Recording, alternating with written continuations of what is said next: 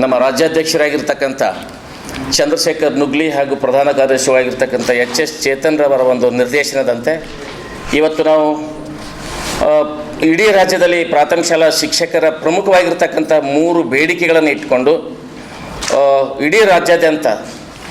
ಒಂದು ಹೋರಾಟದ ಹಾದಿಯನ್ನು ಇಡಬೇಕು ಅಂತಕ್ಕಂಥ ನಿಟ್ಟಿನಲ್ಲಿ ಪ್ರಥಮ ಹಂತವಾಗಿ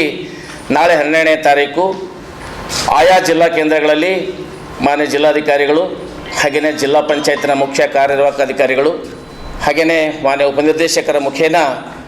ನಮ್ಮ ಪ್ರಮುಖವಾಗಿರ್ತಕ್ಕಂಥ ಬೇಡಿಕೆಗಳನ್ನು ಮುಂದಿಟ್ಟುಕೊಂಡು ಪ್ರಾರಂಭದ ಹಂತದಲ್ಲಿ ಮನವಿ ಪತ್ರವನ್ನು ಸರ್ಕಾರಕ್ಕೆ ಅಂದರೆ ಸನ್ಮಾನ್ಯ ಮುಖ್ಯಮಂತ್ರಿಗಳಿಗೂ ಹಾಗೂ ವಿದ್ಯಾ ಇಲಾಖೆಯ